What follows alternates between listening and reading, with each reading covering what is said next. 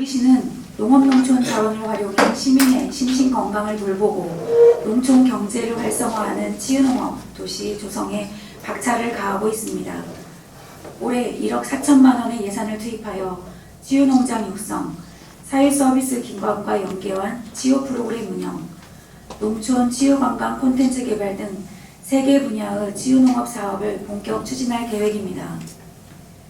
치유농업은 농작업, 원예, 동물교감 등 농업활동과 농촌 경관을 통해 정서 안정과 스트레스 완화, 건강 회복을 유도하는 새로운 농업 분야입니다.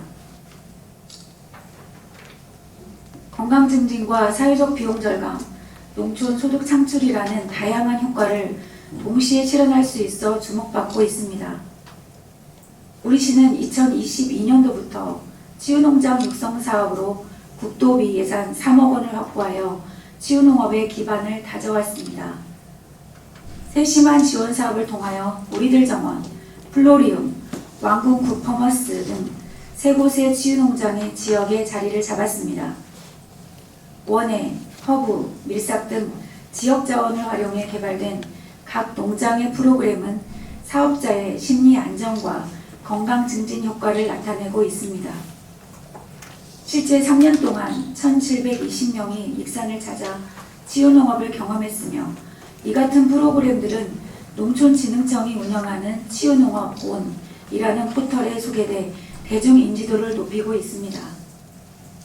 특히 삼기면에 있는 우리들 정원은 지난해 농촌진흥청에서 주관한 중앙경진대회에서 치유농업 프로그램 분야 우수상을 수상하며 전국적인 모범 사례로 떠올랐습니다.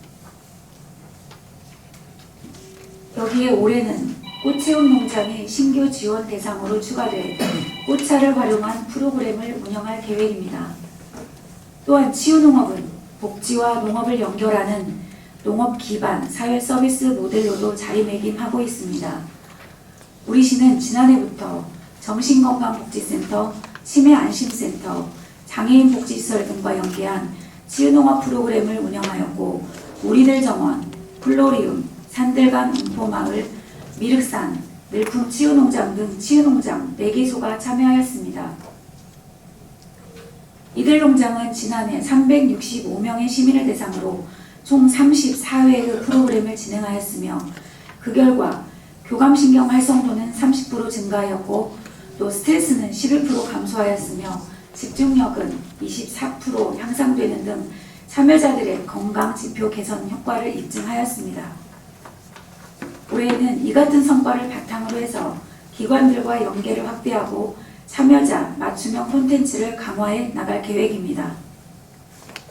또한 치유농업을 체험형 관광 콘텐츠로도 활용하기 위해서 농촌 치유 관광 콘텐츠 개발 사업도 병행할 계획이며 농촌 자원을 활용한 체험형 상품 개발과 플랫폼을 연계한 판매를 통해 치유농업의 경제적 기반을 넓혀 나가도록 하겠습니다.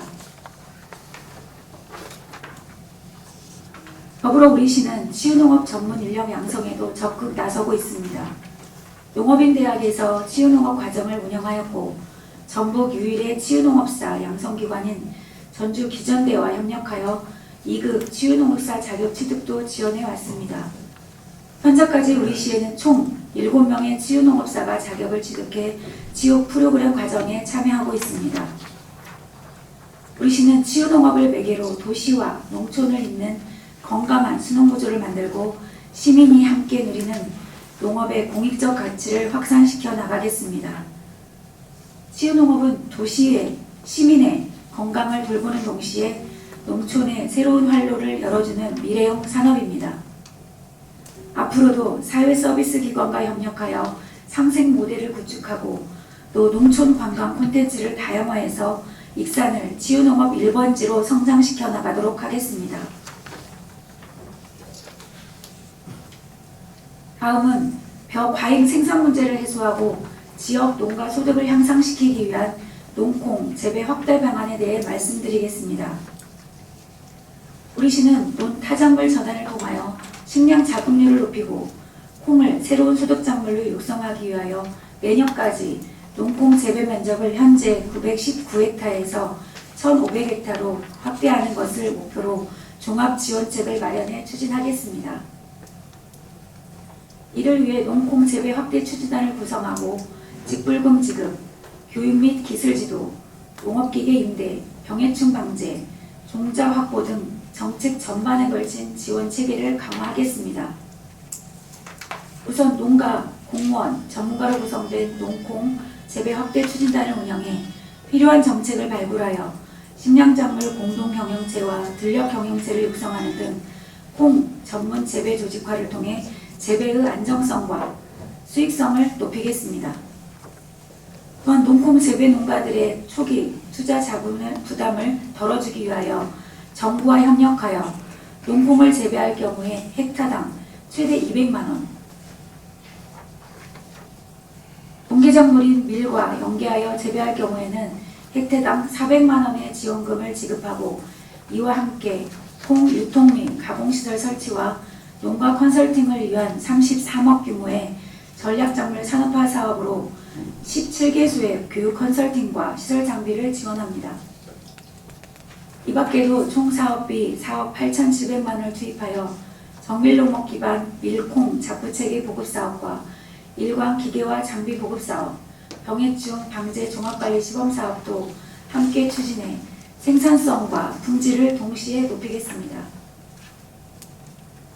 농업기술센터에서 운영하는 농기계 임대사업소에서는 임대 가능한 콩 파종기와 탈곡기, 종합 처리시설 등을 확충하여 콩 재배의 기계화 및 편의성도 높일 계획입니다.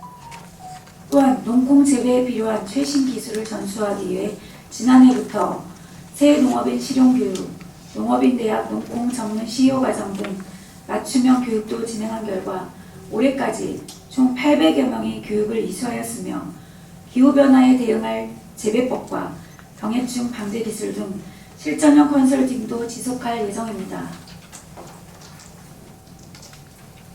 또한 농가들이 선호하는 품종인 선풍과 대창 등 정부 보급증 15,200kg를 공급하였으며 부족한 물량은 일반 농가에서 제공한 우량종자를 연계하여 알선하였습니다.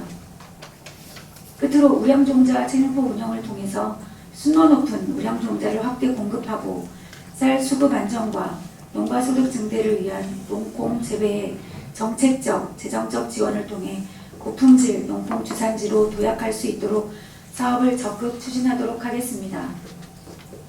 올해 추진하는 사업들이 원만히 추진될 수 있도록 여기 계신 언론인 여러분들의 많은 관심과 협조 부탁드리며 농업기술센터 소관 정례 브리핑을 마치겠습니다. 감사합니다. 혹시 궁금하신 사항이 있으면 성실하게 답변드리도록 하겠습니다.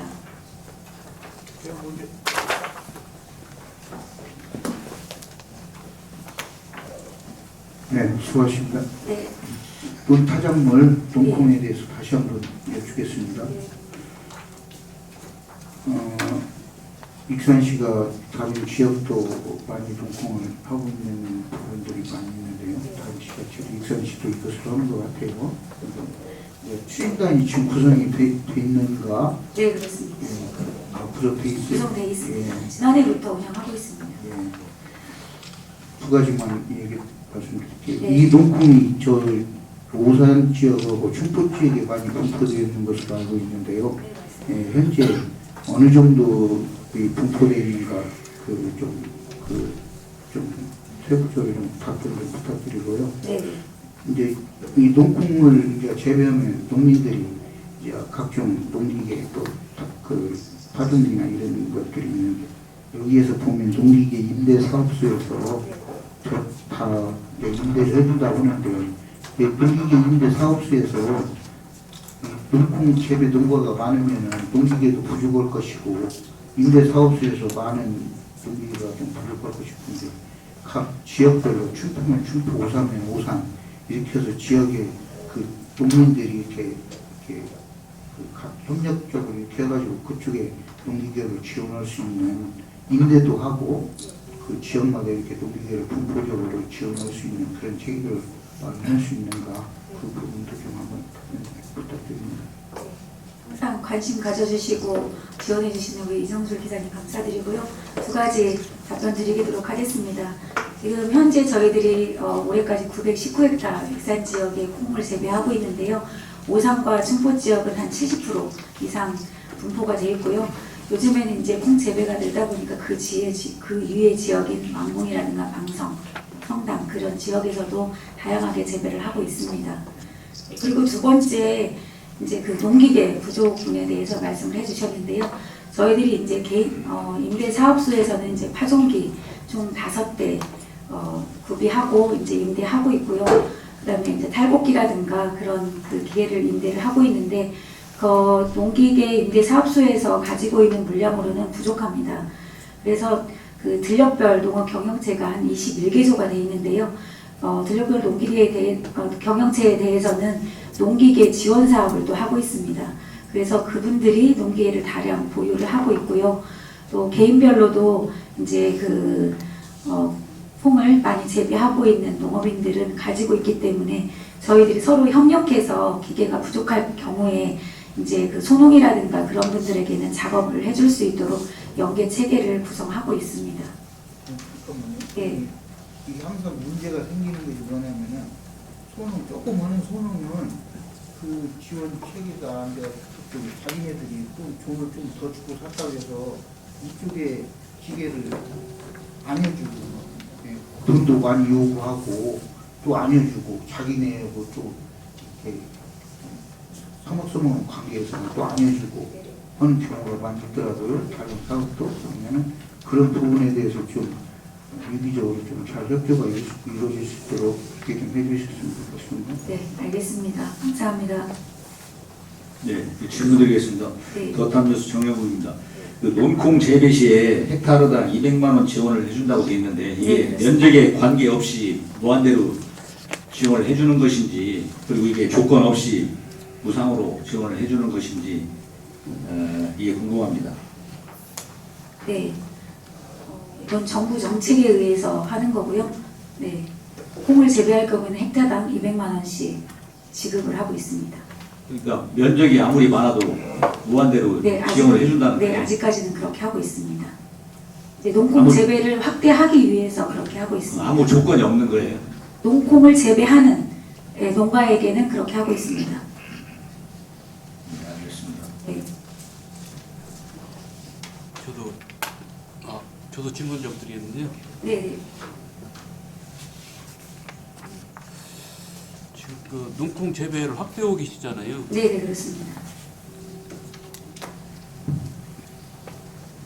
그 이유에 대해서 좀 설명해 주시고 어떤 기대 효과가 있는지 좀 말씀도 해주시고요. 또 하나는 지금 농콩도 그렇지만 일단 이제 쌀이 많이 나오잖아요. 쌀을 밀가루 그 국수 같은 걸 만들기 위해서 글루텐 등도 있어야지 가능하다고 하는데 네, 네. 타 지역에서는 기능성 식품 쪽 이런 쪽으로 쌀을 활용하기 위해서 노력을 하고 있는데 이 당시에는 어느 정도 좀 노력을 하고 있는지 그에 대해서 말씀 좀 부탁드립니다. 네. 두 가지 말씀드리겠습니다. 첫 번째는 농콩을 재배하는 이유는 아까 말씀하셨듯이 쌀 생산량이 많이 늘기 때문에 정부에서 벼 재배 면적 감축을 위해서 농콩 재배를 장려를 하고 있습니다. 그리고 그 농콩을 재배했을 때는 이제 저희 참고자료가 혹시 배부가 됐는지 모르겠지만은 벼 재배보다도 농콩을 재배했을 때는 한 177% 소득이 향상되는 것으로 그렇게 나타나 있고요. 또 이모작으로 해서 밀과 함께 농콩을 재배했을 경우에는 쌀 재배보다도 한 2배 이상 소득이 나고 있습니다. 그래서 콩이 이제 그 침수라든가 그런 거에 취약함에도 불구하고 농가들이 배수가 잘 되는 토양에 대해서는 농콩을 많이 재배하고 있는 실정입니다. 그리고 아까 쌀 소비를 위해서 이제 정부뿐만이 아니라 저희 익산시에서도 가루미를 쌀 대체로 해서 밀가루 대체로 해서 재배를 하고 있는데 우리 지역에서도 올해 한 400헥타 재배될 계획입니다.